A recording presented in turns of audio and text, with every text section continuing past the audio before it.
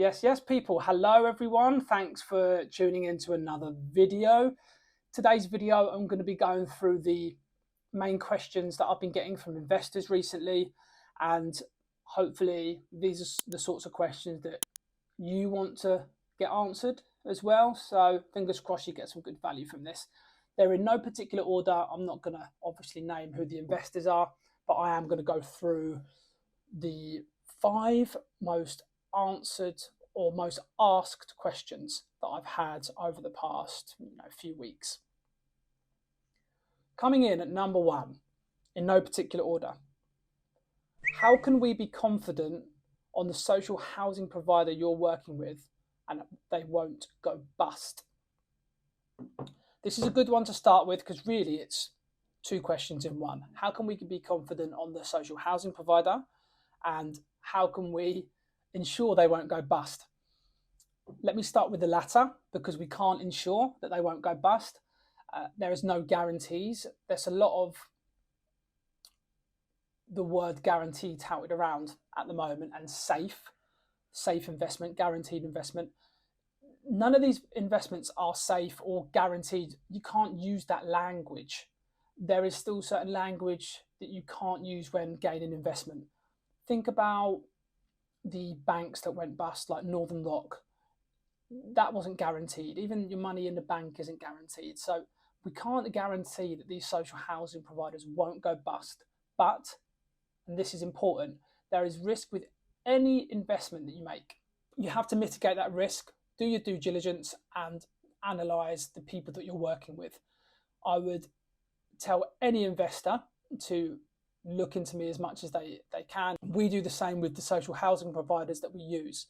So really, we only work with medium to larger size social housing providers, but we only work with social housing providers and supported living providers that work with government-backed money and on government-backed contracts and Home Office-backed contracts. Why does the social housing provider need me, and why don't they just become the tenant themselves? It's an easy one to answer. I think they've asked the question slightly in a roundabout way, because the social housing provider, I guess they are the tenant themselves, but they are housing people. So they have vulnerable tenants on their books or on a list that they need to house, and they actually do go direct to landlord. So they don't always use people and third-party companies like us that help facilitate the landlord finding process. But sadly, because of the huge demand in the country at the moment for these sorts of accommodation and the amount of homelessness in the country, the demand by the social housing and supported living providers is so high. They do not have the facilities in-house to meet all of that demand. And that is where we come in to help them do that. It doesn't cost them anything extra to work with us. We charge a fee to the investor, and that fee is wrapped up in the entire investment from the investor. So if we're asking for 15 grand, our fee will already be built into that. There are no additional added charges or anything after we take the investment from you. In short, the social housing provider do miss us out on occasion because they don't need us for everything. And there are even some social housing providers, quite a lot in fact, that build to rent. So they will find plots and they will build hundreds of units on that land specifically for renting to these vulnerable tenants. They obviously don't work with people like us because they've got enough money just to go and build themselves, and they won't really ever rent off of private landlords. But with the ones that do rent or lease off private landlords, like I said, the demand is so high for the accommodation and the housing that they just do not have enough people power to house all these vulnerable tenants. So we can come in and help them do that. It doesn't cost them anything. We make some money from doing it.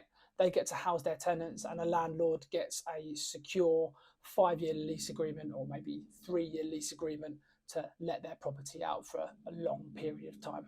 Can we visit the property before we invest? Short answer, yes. But we cannot do it on an ad hoc basis. If we did it for every single investor, on the day that the investor wanted, we would be up and down the country all day on all the different sites. We've had sites in Peterborough, in Southampton, in Nottingham, got some in London at the moment, and our investors actually are, all over the place too. Some at the top of the country, bottom of the country, middle. So we will arrange an investment day, or a day where you can come and see the property, which means that you can see the bricks and mortar building that your money is going into to help refurbish and get up to standard for these social housing tenants. And you can meet other investors, you can meet us in person, but we will generally decide the day and just get everyone there on the same day. Okay, number 4. Councils and housing associations pay below the private rental market value, or private rental market rate, but based on our discussion, they must pay a lot more to cover the actual rent. This doesn't seem to align considering the returns I'm getting.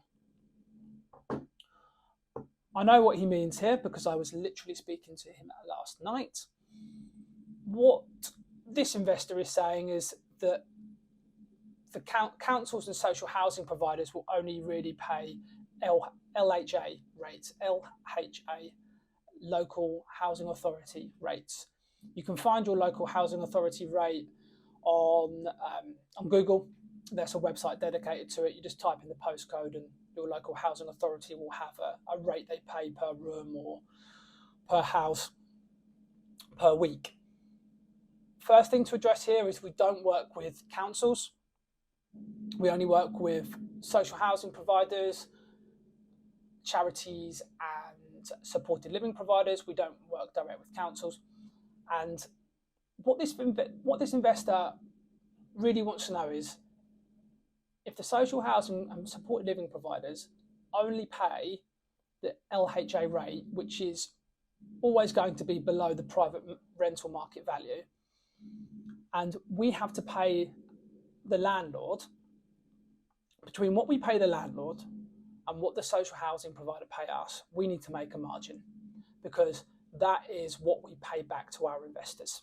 The difference between what we pay the landlord and what we get from the social housing provider, or what the social housing provider are willing to pay for the right sort of property. So that's where the investors' money is made per month, and they can't wrap their head around, well, the landlord's not going to take a super, super low rate or anything lower than the LHA rate, are they? 2 things. We really only work with supported living and social housing providers that are able to pay a little bit above the LHA rate. So normally there's a little top up. Some supported living providers can even pay far more than what the private rental market is paying, simply because of the demand for that sort of housing. And when it comes to landlords, private landlords, right now we're picking up large blocks of flats, so 6, 9, 10 units. We've even got 44 units on right now with one landlord. And the management for that landlord that goes into that sort of property on a daily basis is really high. They have to put a lot away for voids and maintenance, and they obviously have to, or they may want to, pay a letting agent for that. Just the general day-to-day management of a building like that is going to be very time consuming.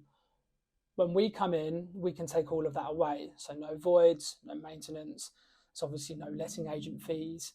And we take that on that basis for 3, 4, or maybe 5 years. So they don't have to worry. They don't have to put their time into it. So generally, because of that, we can agree a rate with a landlord that is lower than what private rentals are paying, and quite a bit lower than that, because they are happy with the fact that they're not having to put away 10-20% a month for voids and maintenance. For a rainy day, if something bad happens, a good landlord should be putting that sort of money aside for emergency costs, and they're also not paying letting agent fees. So we save them that cost there, which means that we can essentially offer them something lower than they normally get because they don't have to worry about that. Lastly, number 5, what responsibility is taken up by me, the investor, when I sign the contract? This is a really good one because a lot of people think these investments are too good to be true. And I hate using that term because just by saying it, it makes it sound a bit dodgy. I know how I sound. I invested in one of these myself about 9 months ago and had all of these questions and more and all these reservations on rent to social housing because it did really seem too good to be true.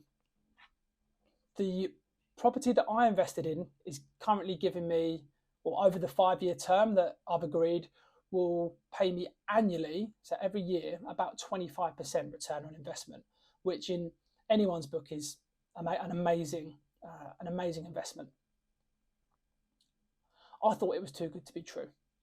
So I analysed the property. I'd already been looking in rent to social housing for a few months before that, or quite a long time before that. So when this deal came up, I jumped at the chance because I was already confident in what the product was about. But in answer to his question about the responsibility of the investor, he's asking that because I told him that there is no responsibility. Once you invest, that's it. We do everything else. The social housing provider look after the property and the tenant, and we look after the acquisition of the units and the refurbishment of those units, getting them ready to let out. The investor literally doesn't have to do anything. You are more than welcome as an investor to talk to us all throughout the process. Particularly for me, I'm here for you to talk to me whenever you like with any sorts of questions. From the day you invest, 90 days on from that is when you will get paid your first payment. Between that time, you're going to want to know how the refurbishment's getting on, if everything's still running to schedule, would you still be getting paid on time, etc. That's exactly what I wanted to know when I made my investment. So you can ask all of those questions and more after you've been paid as well if you want, but there's nothing to do. You could just watch the money fall into your bank account every month and you don't have to do anything else because we literally look after all of it. Okay, that's it for another video. Thank you so much for watching this. I hope I provided some real value and that you've learned a little bit more about rent to social housing. If you did like this video, don't forget to like, comment, subscribe, hit the bell notification, particularly comment because I love answering your questions. This rent to social housing strategy is fairly new and a lot of people are trying to find out about it. I'm happy to answer all your questions and if I don't know, I will find out and be able to tell you. Additionally, if you're watching this and you're thinking, I want to get involved in these investments, I'm happy with the amount I know now, or you want to talk to me directly about how these investments work, I'll leave all my details in the description below so you can get hold of me and we can book in a free 20-minute, no obligation call just to work out what you want to achieve through property, if this strategy is right for you, and most importantly, if we are right to work together. If all that aligns, then we can move on to another call, a lot more detailed. And from that point, we'd be looking at trying to get you an investment that works for you. Thanks again for watching, and I'll see you in the next video.